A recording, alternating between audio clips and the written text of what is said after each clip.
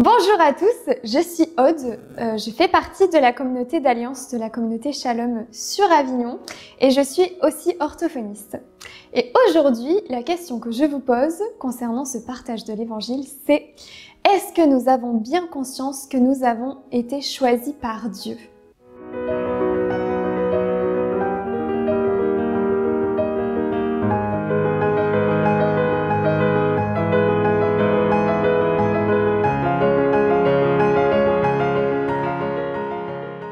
Donc aujourd'hui, Saint Luc, à travers ce passage de l'Évangile, choisit d'introduire la vie publique de Jésus en rapportant son retour à Nazareth.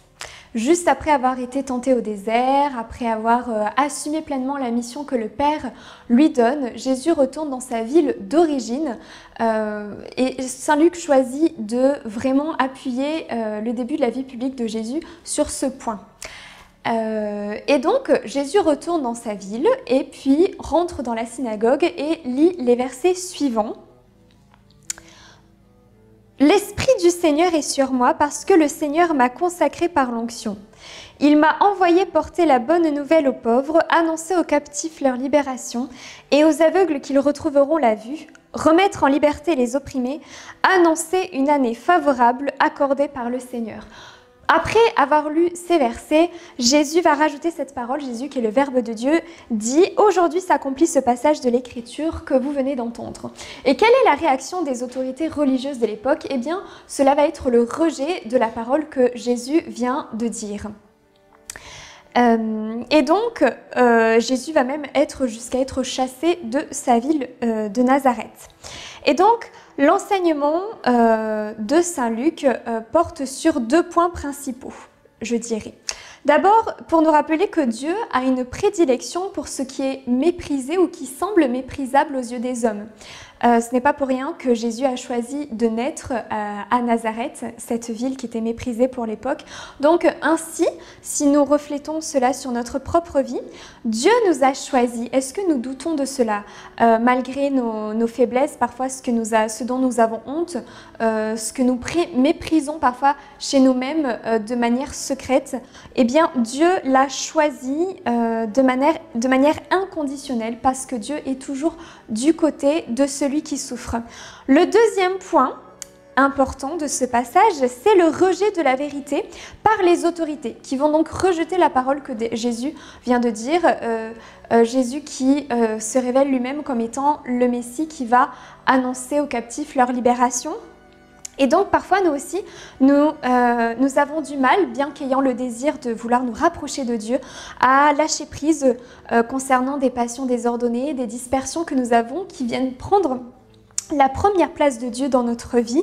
Eh bien, quelle est notre position par rapport à cela ? Est-ce que nous laissons le Seigneur toucher cela en nous-mêmes ? Sachant que notre misère et ce qui fait parfois le plus de honte chez nous, eh bien, Dieu ne détourne jamais son regard de nous et croyons que l'année favorable accordée par le Seigneur, ce qui est écrit dans l'Évangile, eh bien, nous concerne aujourd'hui. Sachons porter un regard d'espérance sur nous-mêmes parce que le Seigneur nous a choisis et qu'il veut mener son œuvre à bonne fin dans la vie de chacun d'entre nous. Nous allons à présent prendre ce temps de prière pour demander ses grâces au Seigneur. Au nom du Père et du Fils et du Saint-Esprit. Amen. Seigneur, nous te rendons grâce parce que tu nous as choisis tels que nous sommes, avec toutes les qualités, tous les talents que tu as déposés en nous, mais aussi toutes les faiblesses. Seigneur, nous venons aujourd'hui te confier, remettre entre tes mains nos vies, particulièrement tout ce qui peut nous faire honte, tout ce que nous méprisons de nous-mêmes, mais aussi toutes nos dispersions, tout ce qui prend ta place dans notre vie, Seigneur.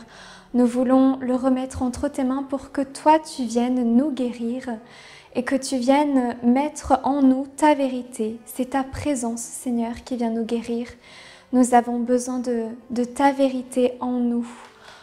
Nous voulons aussi, Seigneur, te demander de nous faire grandir dans la confiance pour ouvrir toujours plus nos cœurs à ton action en nous. Amen. Au nom du Père et du Fils et du Saint-Esprit. Amen.